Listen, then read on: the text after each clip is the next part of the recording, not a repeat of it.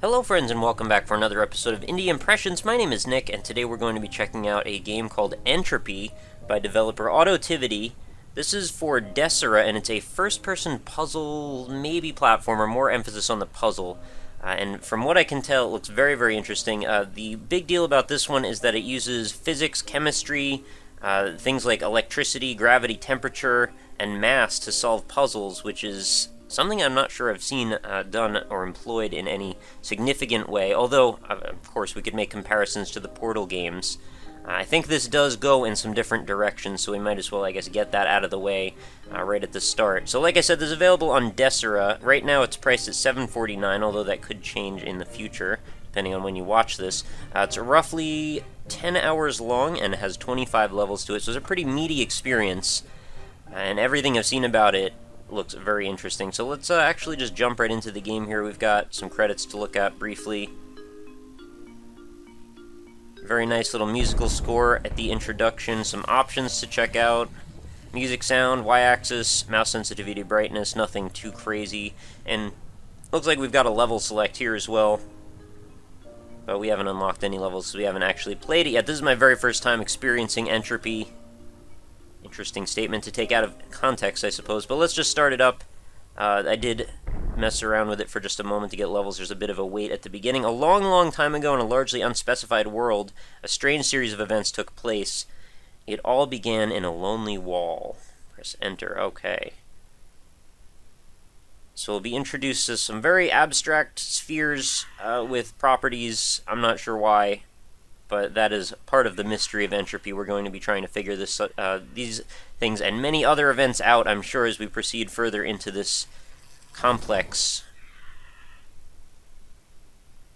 This was originally available for the Xbox Live indie game platform, and this Desera version is a reimagined, well, revamped and improved version from what I read on the Desera page. So good to know, your money does go somewhere. I believe the XB LIG version was a bit cheaper, so nice to see that did improve the game. Alright, so we've got some spheres that took some boxes away, and now we've got this pinkish purple sphere. It's going to shock the crap out of us for some reason. And we're just kind of standing up in this corner, hanging out with these boxes. Not sure what we're doing up here, but we're not up there anymore. Okay, well, looks like that sphere wanted to grab some boxes or something as well. We can now move around and investigate. It looks like there is some foliage down here. Oh, we're actually on top of these boxes? Alright, I didn't realize that was actually our platform. Oh, okay, I guess we don't want to get too close to those. As we want to now mouse right to go back in time, or left trigger on the 360 controller, which is what I happen to be using. So, there is a time-shifting mechanic. We've got a projector shooting a caution sign onto the wall, some lava balls up top, and this sphere that wants us to chase it, apparently.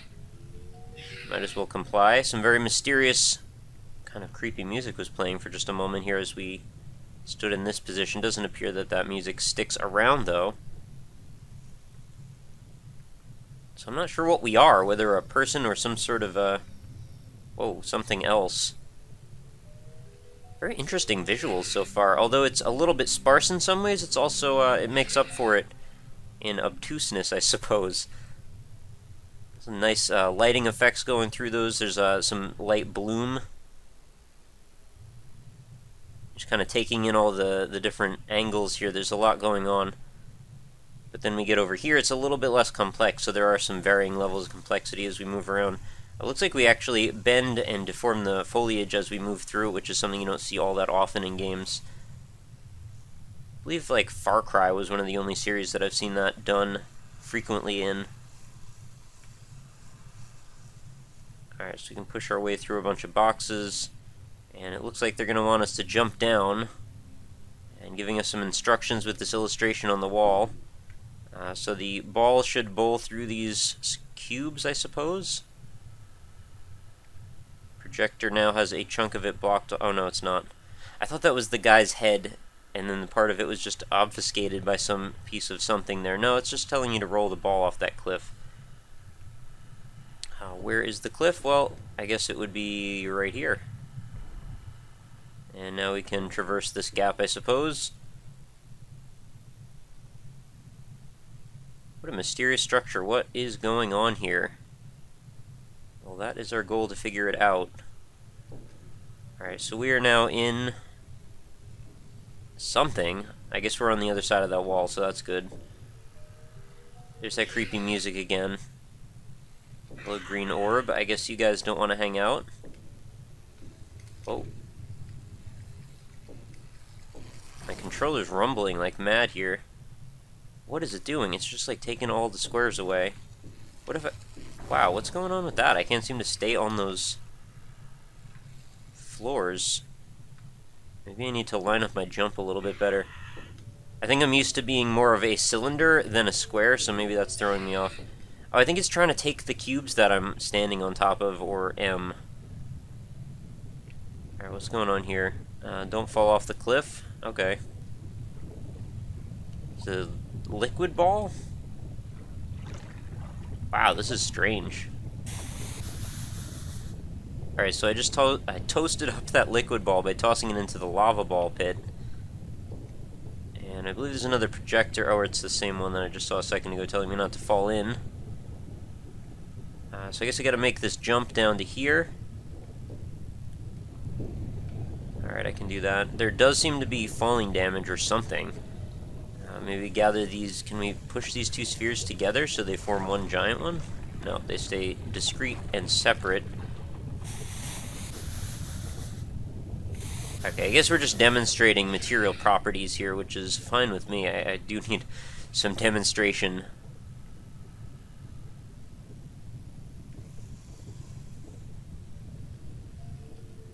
I feel like it's so close to being graphically very beautiful, but the one thing that I think is holding it back is just there's so much just square edge going on. Everything seems to be based in cubes, or there's just these spheres that just seem to hang out, and they contrast the squares so sharply that it makes you notice how, you know, not multifaceted the environment is. It's very kind of simple. But the lighting effects are lovely. I'm not sure what that thing is trying to tell me to do. It just keeps making me follow it, I guess. Alright, we've got some sort of laser piping through here. So we'll figure out what's up with that.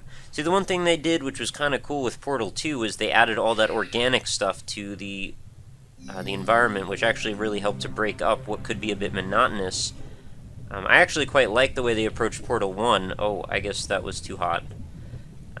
See, Portal 1 was kind of nice because since we didn't really have any frame of reference of what that game was going to be about, they really pushed that, the scientific ethos idea as far as it could go.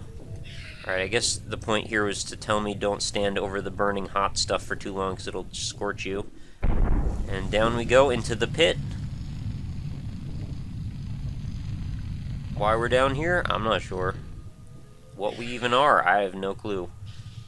We'll be pushing around some stuff. Alright, sometimes it can be useful to grab balls to gain better control of... And I didn't get a chance to finish reading that. I'm gonna guess, though, we were supposed to just push them onto the scale. They definitely have a nice sense of weight to them, and I like the bump mapping on them as well. There we go, we've activated that. Made some solid blocks. And it looks like they tutorialize very nicely at the beginning. Keep mouse right pressed to go back in time. Time traveling always works even when you're dead. Good to know. It seems like no matter what I do, I can't seem to get that mouse pointer to go away. But you might not even see that because I forgot if I have it turned off. Probably do. Alright, so we're going to have to make a bit of a descent into this by jumping down these edges. So this would be the platformer element. Certainly very strange environments. I'm not sure I've seen level design that looks exactly like this ever before. Alright, we're down. Now what do we need to do next? We need to probably use this heavy ball to push some of these lava balls out of our way. Hopefully if I gain enough momentum, that should just take care of itself. Looks like that's gonna happen, okay. And it started to scorch the heavy ball, and okay, I need to make a jump before that kills me. Is that already the end of this level? Alright, well that was a pretty quick level. I'm sure they'll get longer and more complex as we go, and of course, as always, since it's a puzzle game, depending on your ability to parse the information necessary to get through the puzzle, you know, the levels might end up being much longer for some than others. I'm going to see if I could, like, push those lasers around or something. Nope. Seems like I just got to jump over them. That's fine. Some strange lights permeating through the walls. Oh, I actually can grab that, it appears, with the X button. Alright, let's push this along with us. Maybe I'm supposed to extend this laser or something. We shall see. Alright, so I seem to have a tractor beam on this to hold it somewhat still. No, I didn't mean for that to happen. Alright, this guy's pulling more blocks away. How am I supposed to get down here? Oh, steps. And it looks like we can see the sphere of influence with which that will scorch us if we walk through it. So I guess we want to be kind of hasty when we go through here. Oh, that's just going to release all of those lava balls. Let's not fall off next time. No, scorched to death. Moving on. Maybe I'll just let them do their thing first. If that's even possible. What's going on here? I'm just dying for no reason?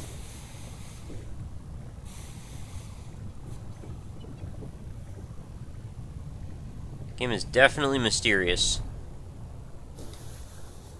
Alright, I've gotten away from the lava. Now, what do I want to do here? It looks like maybe I can jump up in this weird pattern. No, let's use our time travel. Kind of a good mechanic for something like this, especially when there's so much trial and error involved. It works well for platformers as well.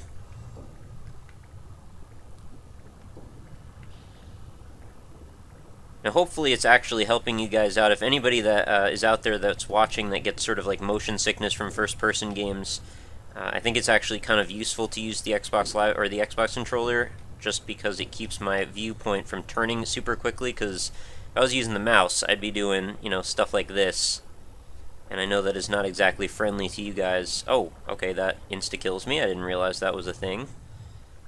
I am up here now. I guess I can just jump over it. Yes, I can.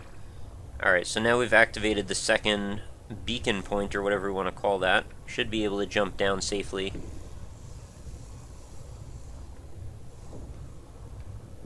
And what do I want to do now? Probably hop down to this laser pipe.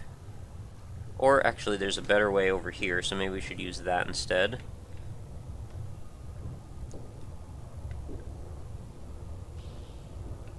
And down we go.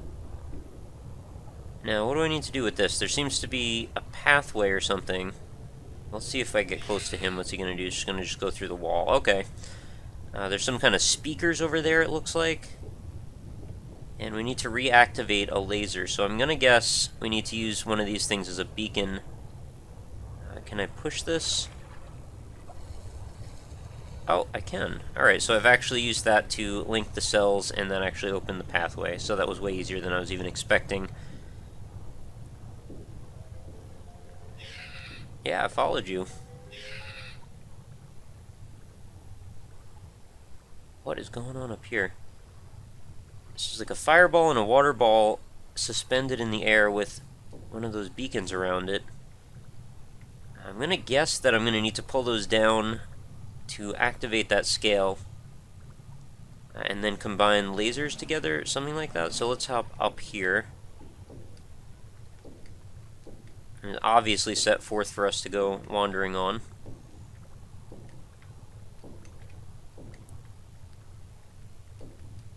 You just want my blocks, man. I don't know what the deal is with that.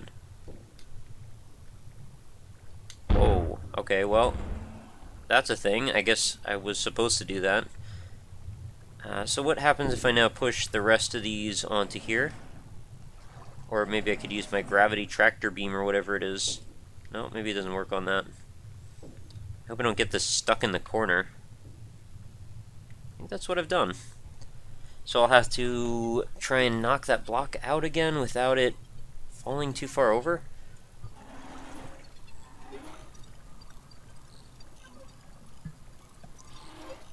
a lot of backtracking.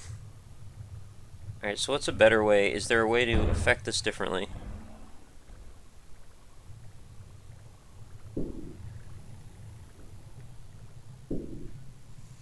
Okay, looks like I've gotten... yeah, there we go. Better angle on this. Not even sure if these were all necessary. Oh, there's another cube over there I missed. 2 of them. Alright, lesson learned. Apparently pressing B at any point will bring you back to the main menu, so don't do that. Wow, those blocks really went flying. Maybe I should actually leave them alone for a moment and see what I can do up here. Pressing through a little bit more of this beacon stuff. Oh, did I actually hit it? No, it doesn't matter. I gotta make the jump anyway. That's more like it. I'm not sure what I did, but it's probably useful.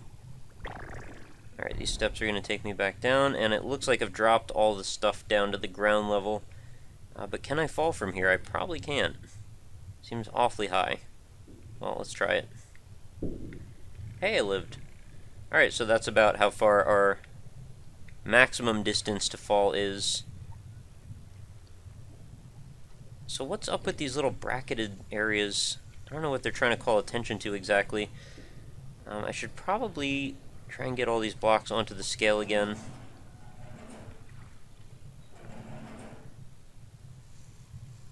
Hopefully don't lose any. Might have lost that one. What are we shooting for here? Is there a maximum number we need? I can't really use these guys for anything because they just kill me. I'm not sure these ones are very heavy.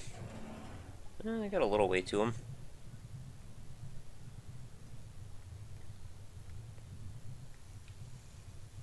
Oh man, I have no idea how to deal with these.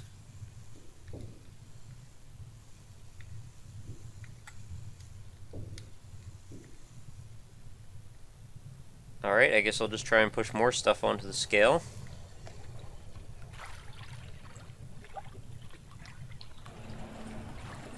Oh, oh, that actually seemed to do it. Alright, well, we've pushed it far enough that the laser seems to be completed. Now what? Is that going to open up? Oh, okay, that fills in the block, so now we can jump across. There's also a hidden way down, which wasn't there before. Hang on, let's go up there and see what's up, and then we'll come back.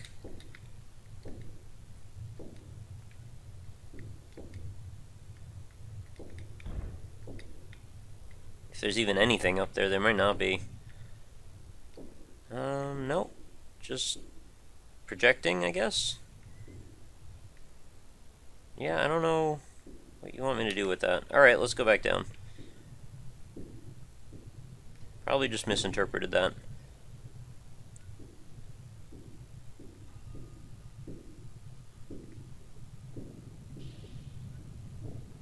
Yeah, that's what I thought was going to happen. Alright, so we were supposed to jump through the center instead of on those falling blocks. We can do this.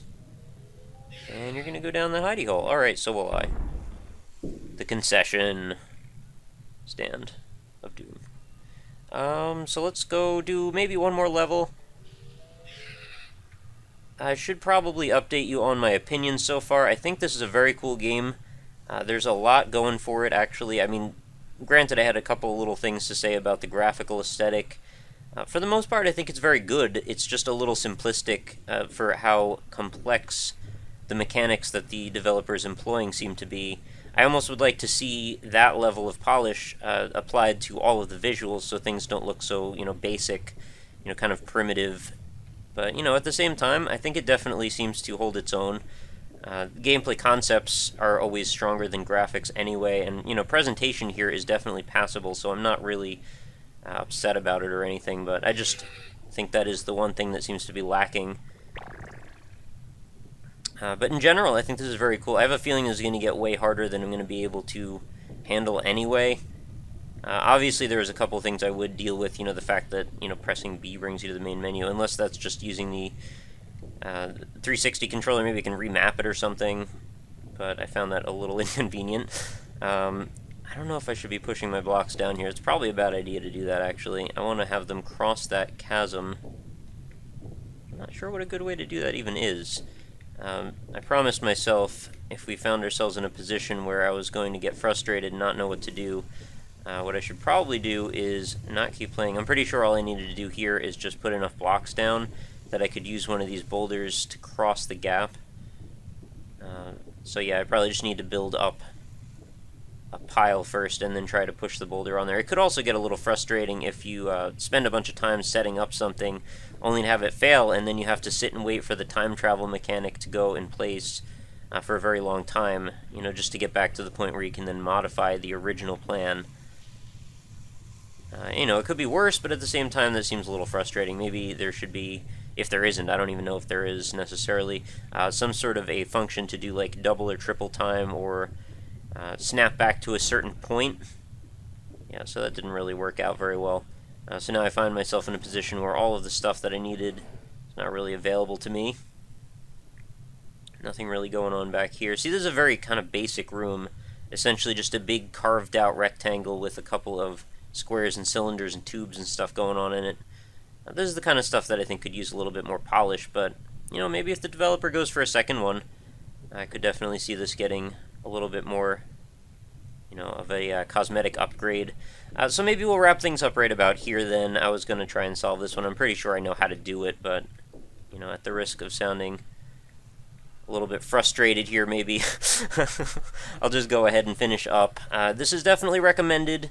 You know, good points, bad points. For the most part, it comes out on top.